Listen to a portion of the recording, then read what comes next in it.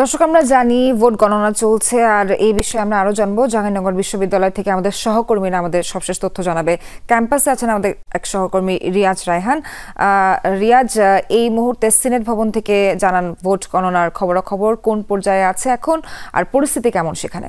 সোহার, আপনি এক নজরে মোটামুটি পুরো যে নির্বাচনের যে চিত্র সেটি তুলে ধরছে।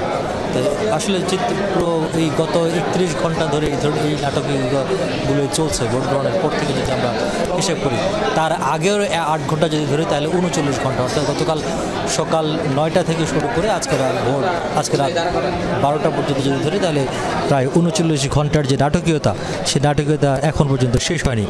আর শেষ কখন হবে সে বিষয়টি স্পষ্ট করে বলার কোনো সুযোগ নেই, কারণ এখন যেটি দেখছেন ভোট গণনা চলছে।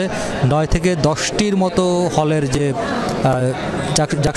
কেন্দ্রীয় ছাত্র সংসদের যে ব্যালটগুলো সেগুলো গণনা করা হচ্ছে। তারপরে 10টির পরে এখন 11টির মতো ব্যালট বাকি রয়েছে, যেগুলো শেষ করা হবে।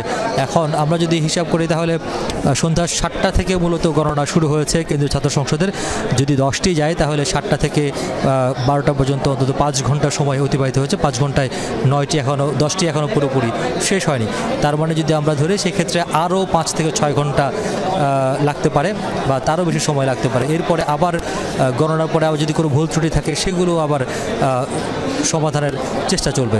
পাশাপাশি এখানে একটি বিষয় উল্লেখযোগ্য, সেটি হচ্ছে একজন নির্বাচন কমিশনার বলছিলেন যে এখানে কোনো ভোটার বেশ কিছু ভুল করেছে। সেটি হচ্ছে কেউ কেন্দ্রীয় ছাত্র সংসদের যে ব্যালট সেটি হল সংসদের যে বক্স সেখানে ফেলেছে, আবার কেউ হল সংসদের যে ব্যালটটি সেটি আবার কেন্দ্রীয় সংসদে ফেলেছে। সুতরাং এই যে একটি মিশ্রণ ঘটেছে, সেই মিশ্রণটি আবার আলাদা করতে হচ্ছে, আলাদা করে আবার আলাদা জায়গায় রাখা হচ্ছে। সেগুলো গণার ক্ষেত্রে আবার কিছুটা প্রভাব ফেলছে বা বিলম্ব হচ্ছে।